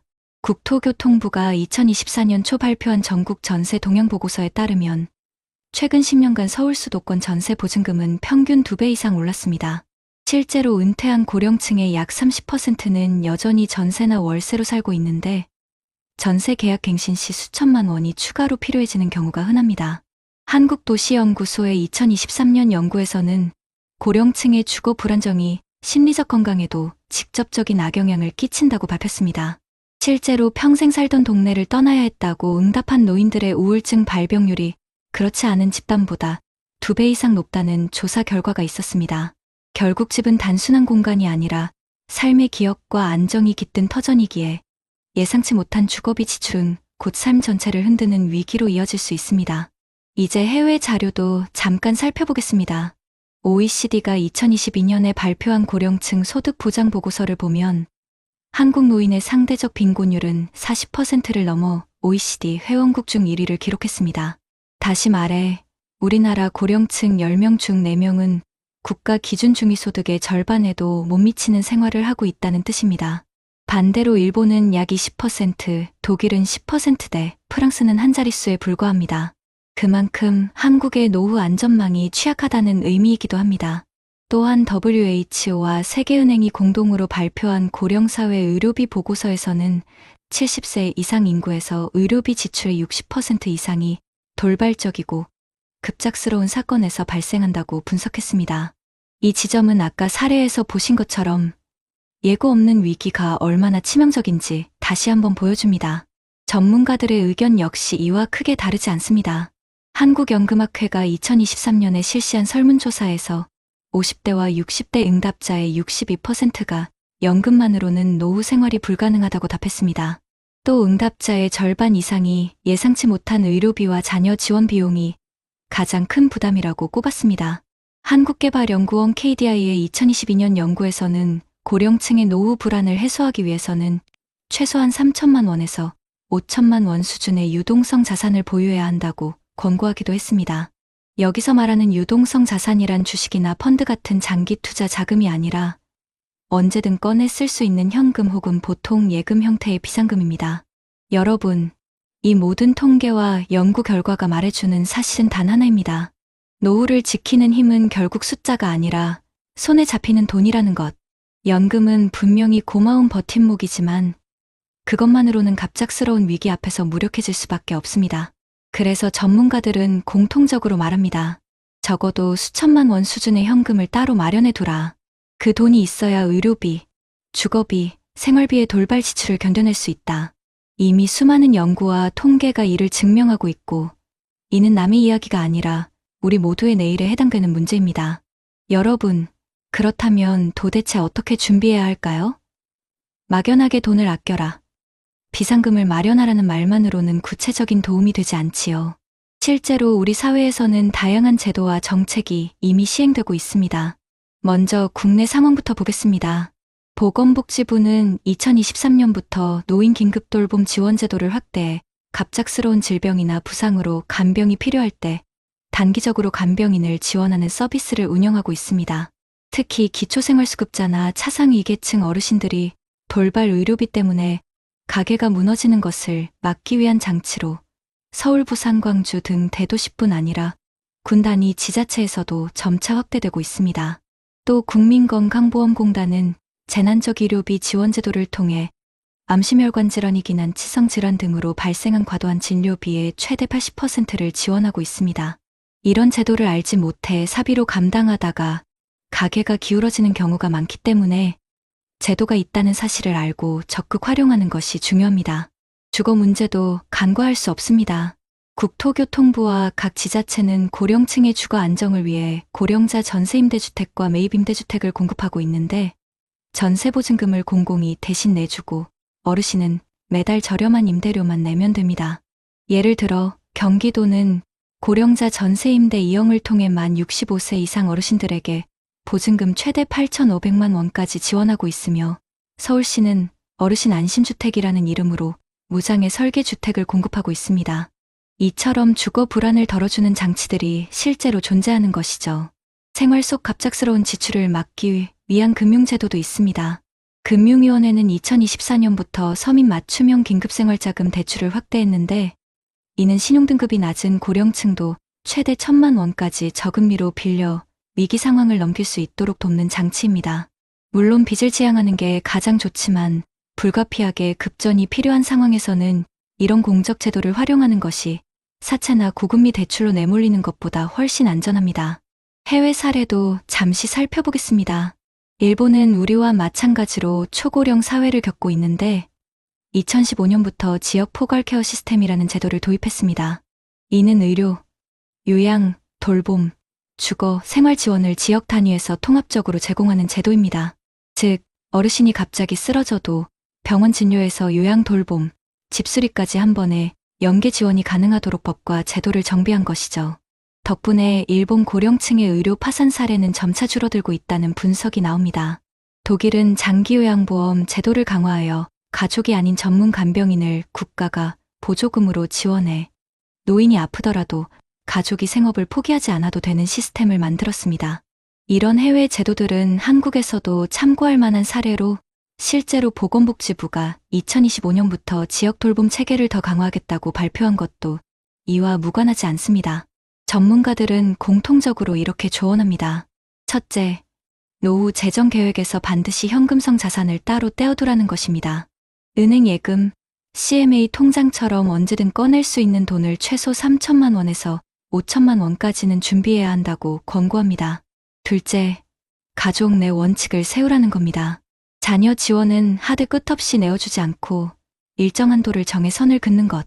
실제로 한국보건사회연구원 보고서에서도 노후에 자녀에게 과도하게 의존한 부모의 삶의 만족도가 그렇지 않은 경우보다 크게 낮게 나왔습니다. 셋째, 지자체가 운영하는 노인복지관이나 주민센터의 상담 창구를 적극적으로 활용하라는 것입니다.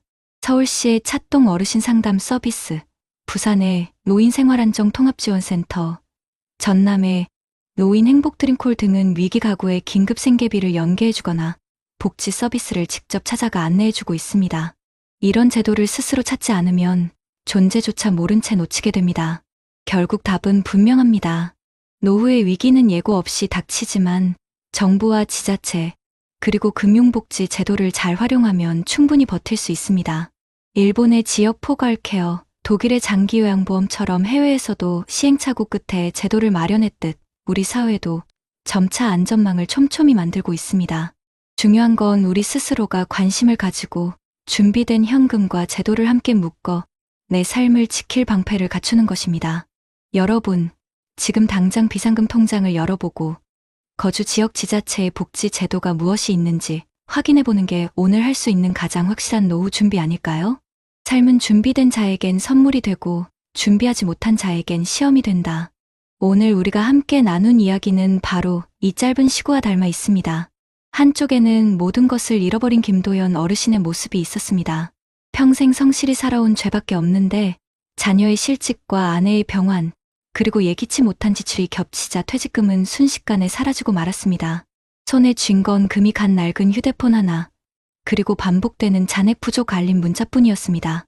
그의 눈물이 남의 일 같지 않았던 이유는 우리 모두 언제든 그 자리에 설 수 있기 때문입니다. 그러나 다른 한쪽에는 정태식 어르신이 있었습니다. 그 역시 평생을 공장에서 일했고 은퇴 후에도 크고 작은 유혹과 갈등을 겪었습니다. 하지만 그는 원칙을 지켰습니다. 자녀의 부탁에도 한도를 정했고 퇴직금을 무리한 투자에 쓰지 않았습니다. 조금씩 모은 의료 비상금과 생활비 통장 덕분에 아내의 수술비도 흔들림 없이 감당할 수 있었습니다. 그의 집 거실에는 여전히 따뜻한 웃음이 있고 손주들이 뛰어노는 소리가 메아리칩니다. 같은 세대를 살았지만 준비된 선택이 얼마나 큰 차이를 만드는지 우리는 두 눈으로 확인했습니다. 여러분, 인생은 결국 선택의 누적입니다. 70세 이후의 삶은 오늘 우리가 어떤 준비를 했느냐에 따라 완전히 달라집니다. 나는 괜찮겠지라는 안일함 속에 살다 보면 어느 날 갑자기 찾아온 위기 앞에서 무너져 내릴 수 있습니다. 그러나 작은 습관 하나, 작은 준비 하나가 우리의 노후를 지켜줍니다. 매달 10만 원이든 20만 원이든 비상금 통장을 채워나가는 일, 정부와 지자체에서 제공하는 제도와 지원을 미리 확인해두는 일, 그리고 가족과 돈의 경계를 분명히 정해 관계를 지켜내는 일. 이 모든 것이 모여 우리의 노후를 든든하게 합니다. 혹시 지금 화면 앞에서 눈시울이 붉어지는 분이 계십니까? 그건 결코 부끄러운 일이 아닙니다. 그 감정은 바로 여러분이 이 이야기를 남의 일로 듣지 않고 내 이야기로 받아들였다는 증거입니다. 그리고 그 마음이야말로 새로운 출발의 첫걸음입니다. 김도연 어르신처럼 낡은 휴대폰만 쥐고 눈물 짓는 노후가 될지, 아니면 정태식 어르신처럼 준비된 통장 덕분에 웃음을 지킬 수 있을지는 지금 이 순간에 우리의 선택에 달려 있습니다. 사랑하는 가족에게 당당한 가장으로, 든든한 어머니 아버지로 남기 위해서라도 이제는 내일이 아니라 오늘을 준비해야 합니다. 여러분, 비상금은 단순한 돈이 아니라 가족의 삶과 존엄을 지켜주는 마지막 방패입니다. 오늘 이야기가 여러분의 가슴에 작은 울림이 되길 바랍니다. 눈물로 끝나는 노후가 아니라 미소로 이어지는 노후를 선택하는 것. 그것이 우리가 지금부터 할 수 있는 가장 값진 준비입니다. 그러니 부디 지금 이 순간부터 시작해 보십시오. 그 준비가 여러분의 내일을, 그리고 우리 모두의 노후를 바꾸어 놓을 것입니다. 제 또래 어르신들께 묻고 싶습니다. 혹시 친구들 앞에서 비참해져 보신 적 있으십니까? 제가 얼마 전에 겪은 참 서럽고 기가 막혔던 이야기를 하나 해드릴까 합니다. 제가 퇴직하고 처음으로 동창 모임에 나갔습니다. 그런데 세상에 저만 빼고 다들 잘 살더군요. 한 친구는 연금으로 여행 다니는 얘기를 하고, 다른 친구는 자식들이 준 용돈으로 주식 투자를 한다며 어깨를 으쓱했습니다.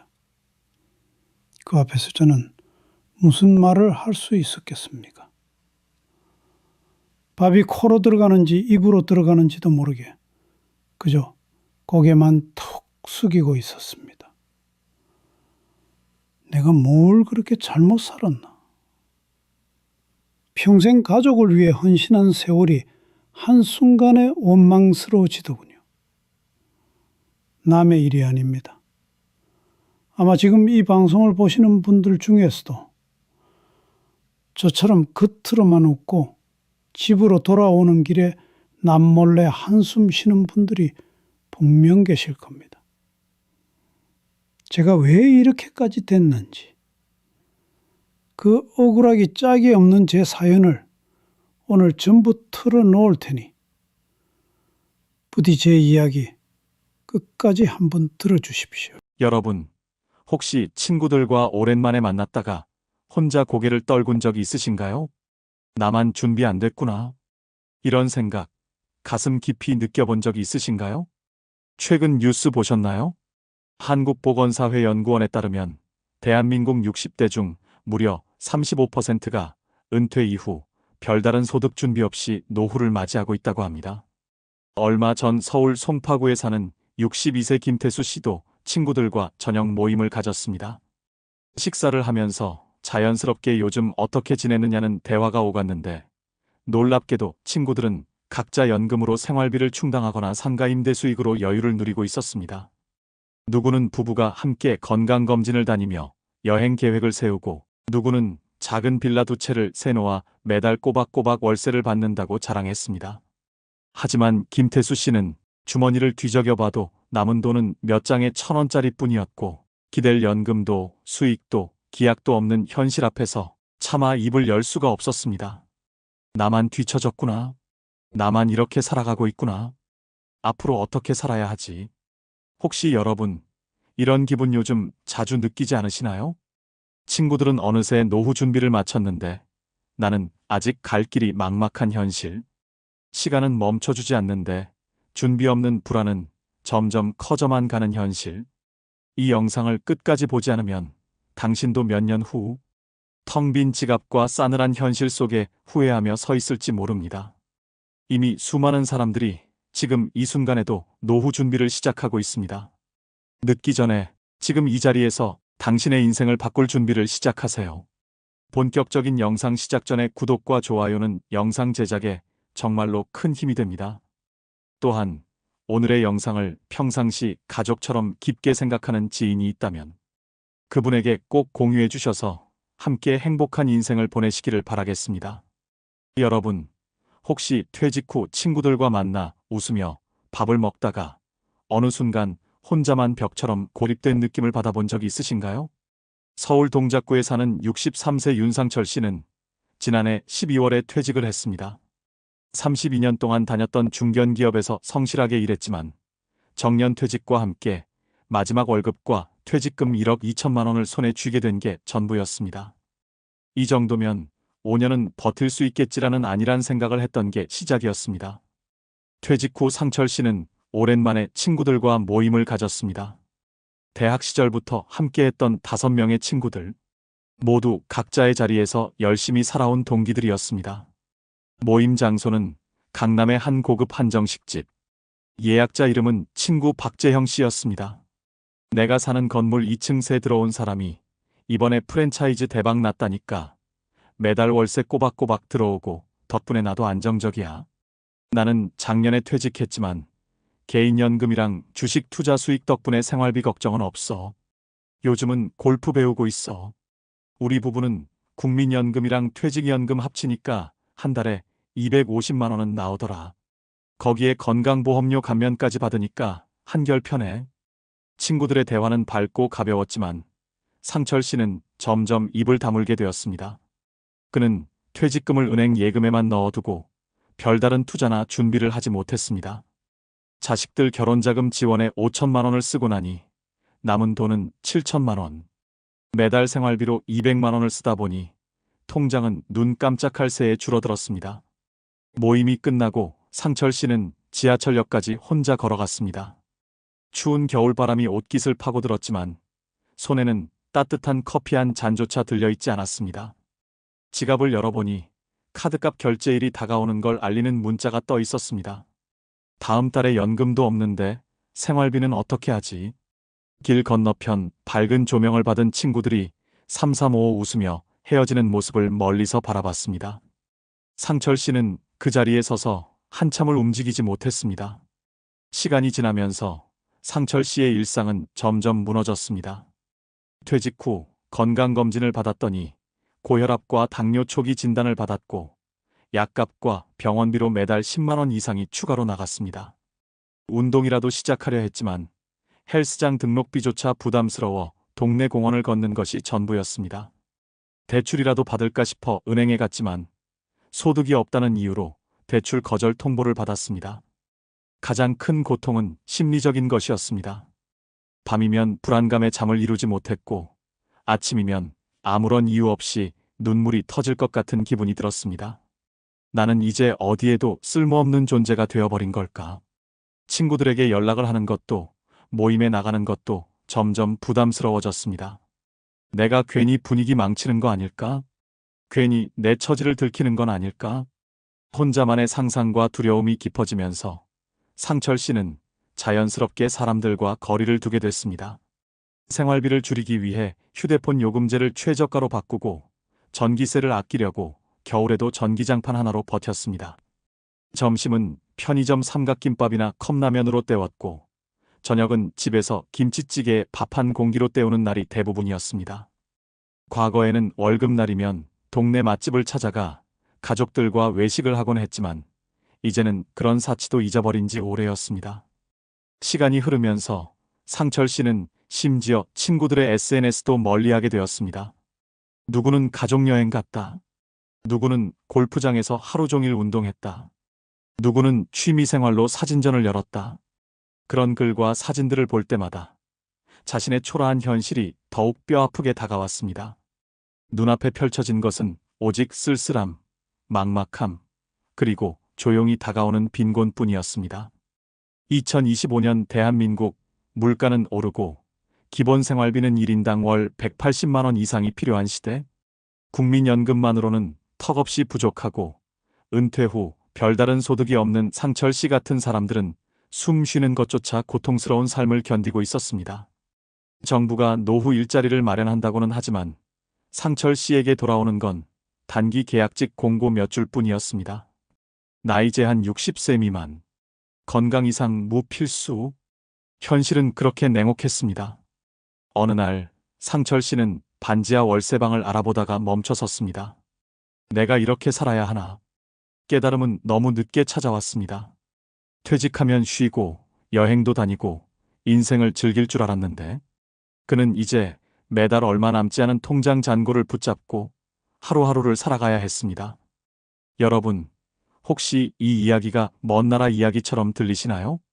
지금 우리 주변에서는 수많은 상철 씨들이 조용히 그리고 힘겹게 삶과 싸우고 있습니다. 어떠신가요? 아직도 위의 사례가 본인과는 절대로 상관없다고 생각하시나요? 그렇다면 한 가지 사례를 더 소개해드리겠습니다. 혹시 여러분, 노후는 고생 끝에 찾아오는 평온한 시간일 거라고 믿어본 적이 있으신가요? 경기도 부천시에 사는 65세 이춘복 씨는 젊은 시절부터 노력하면 노후는 편해질 것이라는 믿음으로 살아왔습니다. 대학 진학 대신 바로 직장에 들어가 건설 현장과 공장을 오가며 40년 가까이 몸을 갈아 넣었습니다. 30대 중반에는 작은 아파트 한 채를 마련했고 50대 초반에는 아이 둘을 대학까지 보냈습니다. 모든 게 순조로워 보였던 인생. 그러나 퇴직 후 현실은 상상과 너무 달랐습니다. 62세에 정년 퇴직을 하던 해 춘복 씨 손에는 퇴직금 8천만 원이 들어왔습니다. 그런데 그 돈은 얼마 가지 못했습니다. 큰딸 결혼 자금으로 3천만 원, 작은아들 사업 자금으로 2천만 원을 지원하고 나니 남은 돈은 3천만 원뿐이었습니다. 그나마도 매달 생활비, 공과금, 보험료를 내고 나면 1년도 채 버틸 수 없는 액수였습니다. 처음에는 어차피 국민연금이 있으니 괜찮겠지라고 생각했습니다. 하지만 막상 받아본 연금은 월 49만 원. 기초생활이 불가능한 수준이었습니다. 전세로 살던 집은 재건축으로 인해 계약 해지가 되었고, 새로 구한 집은 보증금 500만 원에 월세 45만 원짜리 반지하방이었습니다. 첫 겨울, 춘복 씨는 벽에 얼음처럼 서린 결로를 손으로 닦아내며 살았습니다. 곰팡이 냄새가 코를 찔렀지만 고칠 수 없었습니다. 관리인에게 항의해봐야 싼 값에 방 얻었으면 감수해야지라는 대답이 돌아왔을 뿐이었습니다. 낮에는 근처 마트에서 카트 정리 아르바이트를 했습니다. 하루 8시간 동안 무거운 카트를 밀어 정리하는 일당은 고작 6만 원. 하지만 나이 많은 알바생에게는 그마저도 쉬운 일이 아니었습니다. 한겨울에 손가락이 얼어붙을 때까지 바깥에서 일하다가 결국 허리 디스크가 악화되어 병원에 실려갔습니다. 입원비는 180만 원. 국민건강보험 덕에 일부는 지원받았지만 남은 금액은 결국 카드론 대출로 막아야 했습니다. 3개월 동안 알바를 쉴 수밖에 없었고 그동안 쌓인 월세, 카드가, 보험료는 눈덩이처럼 불어났습니다. 생활은 무너졌고 자존심도 함께 무너졌습니다. 가장 힘들었던 건 두 아이에게조차 손을 벌릴 수 없다는 현실이었습니다. 결혼한 딸은 어린 자녀 양육비에 허덕였고 아들은 사업 실패 후 재기를 꿈꾸며 오히려 부모에게 경제적 지원을 요청해오는 상황이었습니다. 춘복 씨는 결국 연락을 끊다시피 했습니다. 내가 살기도 힘든데 애들한테 짐이 되긴 싫었다고 그는 조용히 중얼거렸습니다. 2025년 한국 사회는 퇴직자들의 현실을 외면하고 있었습니다. 노인 빈곤율은 여전히 OECD 국가 중 1위, 평균 기대 수명은 늘어났지만 경제적 수명은 점점 짧아지는 사회. 춘복 씨는 그 냉정한 현실 속에서 하루하루를 버티고 있었습니다. 봄이 왔지만 그의 집 창문 밖으로는 햇살 대신 곰팡이 핀 벽이 보였습니다. 한 끼 식사는 편의점 할인 도시락 혹은 반찬 없는 즉석밥이 전부였습니다. 건강도, 인간관계도, 미래에 대한 희망도 서서히 사라졌습니다. 가끔 버스 정류장에서 젊은 부부들이 아이를 데리고 여행을 떠나는 모습을 보면 춘복 씨는 눈을 돌렸습니다. 내 인생은 언제 이렇게 됐을까? 질문은 있었지만 답은 없었습니다. 춘복 씨는 어느 날 작은 다이어리를 꺼내 숫자를 적기 시작했습니다. 월세 45만 원, 식비 25만 원, 통신비 3만 원, 약값 5만 원, 교통비 2만 원. 기본 생활비만 매달 80만 원이 필요했지만 월 국민연금 49만 원으로는 감당할 수 없는 금액이었습니다. 부족한 30만 원을 채우기 위해 다시 마트 주차장 관리 아르바이트에 지원서를 넣었지만 65세 이상은 채용 불가라는 안내문 앞에서 허탈하게 돌아섰습니다. 노후는 준비되지 않으면 버틸 수 없는 전쟁터였습니다. 춘복 씨는 요즘 하루 한 끼를 먹는 것으로 생활비를 줄이고 있습니다. 배고픔보다 무서운 것은 고립감이었습니다. 친구들도 하나둘 연락이 끊겼고 가족과의 관계도 서서히 멀어졌습니다. 사는 게 아니야. 혼잣말을 뱉으며 그는 오늘도 좁은 방 구석에서 창밖을 바라봅니다. 어떤 날은 하루 종일 사람 한 명 만나지 못한 채 해가 지고 또 뜹니다. 그렇게 하루하루를 견디는 것. 그것이 지금 이춘복 씨의 인생입니다. 여러분, 이 이야기가 과연 특별한 경우일까요? 아니요. 지금 이 순간 우리 주변 수많은 어른들이 이렇게 조용히 그리고 고통스럽게 노후를 보내고 있습니다. 여러분, 윤상철 씨와 이춘복 씨의 이야기는 결코 특별한 경우가 아닙니다. 대한민국에서는 지금 이 순간에도 수많은 은퇴자들이 비슷한 어려움에 처해 있습니다. 통계청이 발표한 2025 고령자 통계에 따르면 60세 이상 인구 중 약 41%가 별다른 소득 없이 은퇴 후 생계를 이어가고 있다고 합니다. 특히 국민연금만으로 생활하는 고령자들의 경우 월 평균 수령액이 58만 4천 원에 불과해 기본적인 생활비조차 감당하기 어려운 상황입니다. 전문가들은 이런 상황을 생계형 빈곤 노년이라고 부릅니다. 한국보건사회연구원은 최근 보고서에서 경고했습니다. 퇴직 후 5년 이내에 별다른 소득원이 없는 은퇴자의 65% 이상이 빈곤층으로 전락할 가능성이 있다고 말이죠. 실제로 현재 65세 이상 노인층의 상대적 빈곤율은 43.4%로 여전히 OECD 국가 중 최악의 수준을 기록하고 있습니다. 더욱 심각한 것은 고령층의 소득 구조입니다. 통계청 자료에 따르면 2025년 현재 60대 이상 고령자 가구의 주된 소득원은 48.6%가 근로소득에 의존하고 있으며 이는 연금이나 자산소득보다 훨씬 높은 비율입니다. 다시 말해 많은 은퇴자가 진정한 은퇴를 누리지 못하고 있다는 뜻입니다. 연금만으로는 살 수 없어 고령에도 불구하고 일자리를 찾아야 하고 그마저도 구하기 어려운 현실. 고용노동부에 따르면 2025년 상반기 고령자 신규 일자리 채용 공고의 72%가 60세 미만 지원자만을 대상으로 했습니다. 60대 중반을 넘긴 은퇴자들은 일하고 싶어도 일할 자리가 사라진 셈입니다. 전문가들은 이런 현실에 대해 한 목소리로 말합니다. 한국은 빠르게 고령화되었지만 노후 준비 시스템은 여전히 미흡합니다. 개인연금 가입률은 2025년 현재 30% 초반에 머물고 있으며 그나마도 지속 납입률은 절반도 되지 않습니다. 대다수 은퇴자들은 여전히 국민연금 하나에 의존하고 있지만 국민연금만으로는 은퇴 생활을 유지할 수 없습니다. 특히 2025년 들어 물가가 급격히 오르면서 고령층 생활비 부담은 더욱 커졌습니다. 경영연구소 보고서에 따르면 1인 고령 가구가 최소한의 생활을 위해 필요한 월평균 지출액은 187만 원으로 나타났습니다. 그러나 앞서 언급한 국민연금 수령액과 비교하면 매달 약 130만 원 이상의 부족분이 발생하는 것입니다. 이 현실을 두고 한상진 연구원은 이렇게 조언합니다. 은퇴자는 최소 3가지 이상의 소득원을 확보해야 합니다.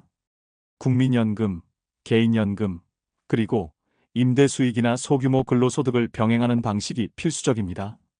하지만 당장 준비가 되어 있지 않은 이들에게는 이 말조차 사치로 들릴 수 있습니다. 결국 준비되지 않은 은퇴는 빈곤, 고립, 건강 악화라는 삼중고를 불러오는 구조적 문제로 이어지고 있습니다. 그리고 이 구조 안에서 윤상철 씨와 이춘복 씨처럼 힘겹게 하루하루를 버티는 사람들이 늘어나고 있습니다. 여러분, 이 모든 숫자와 전문가의 경고는 단순한 정보가 아닙니다. 지금 우리가 살아가고 있는 대한민국의 그리고 우리 자신의 미래를 가리키는 현실입니다. 여러분, 그렇다면 이런 현실을 바꾸기 위해 우리는 무엇을 할 수 있을까요? 첫 번째로 강조하고 싶은 것은 지금이라도 소득원을 늘리는 방향을 찾는 것입니다. 전문가들은 말합니다. 퇴직 이후에는 3가지 이상의 소득원이 있어야 한다고. 국민연금은 기본이지만 개인연금이 부족하다면 지금부터라도 소액이라도 추가 저축을 시작해야 합니다. 또한 각 지자체에서는 다양한 노후 소득 지원 프로그램을 운영하고 있다는 사실 알고 계셨나요? 예를 들어 서울시는 신중년 경력형 일자리 사업을 통해 50세 이상 은퇴자에게 공공기관이나 비영리단체에서 일할 수 있는 기회를 제공합니다. 월 최대 120만 원의 보수가 지급되어 생계비 걱정을 덜 수 있죠. 경기도에서는 노인 일자리 및 사회활동 지원 사업을 통해 만 60세 이상 어르신들에게 공공근로, 지역봉사활동, 돌봄 서비스 등의 일자리를 제공하고 있습니다.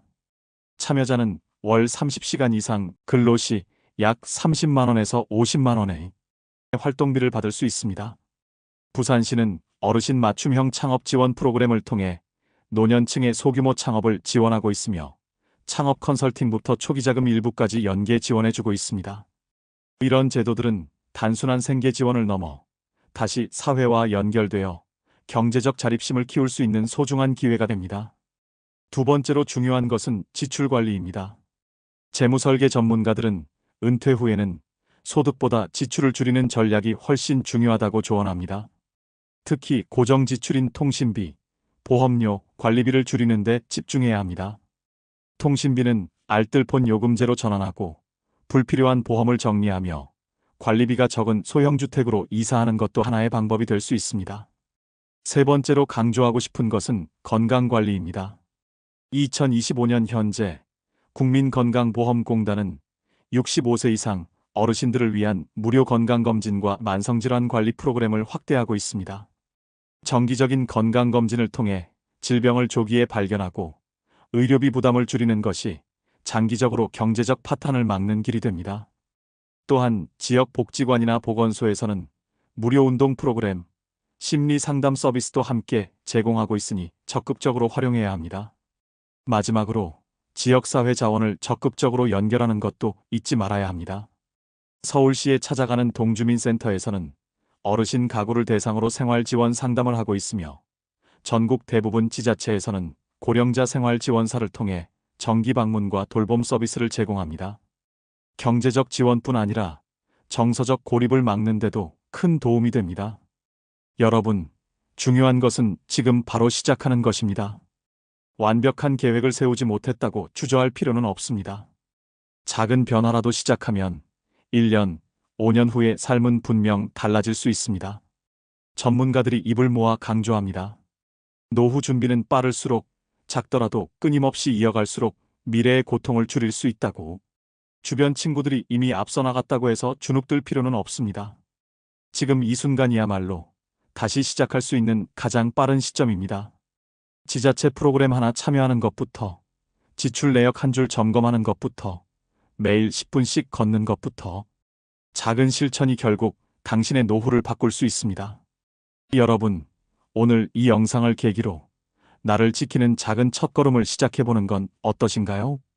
한 줌 바람에도 흔들리는 나무였지만 쓰러지지 않으려 끝까지 뿌리를 내렸다.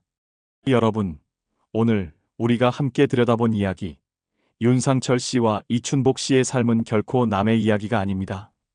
한때는 누구보다 열심히 일했고 누구보다 가정을 위해 희생했던 이들이었지만 준비되지 않은 노후는 그들의 손끝에서 서서히 모든 것을 앗아갔습니다. 사람들은 말합니다. 은퇴하면 여유롭게 살아야 한다고, 이제는 자신을 위해 살아야 한다고. 하지만 현실은 그렇게 녹록하지 않았습니다. 지켜야 할 생활, 감당해야 할 외로움, 쏟아지는 경제적 부담 속에서 하루하루를 버티는 것조차 고된 싸움이었습니다. 혹시 지금 영상을 보고 계신 여러분도 비슷한 걱정에 마음이 무겁지는 않으신가요?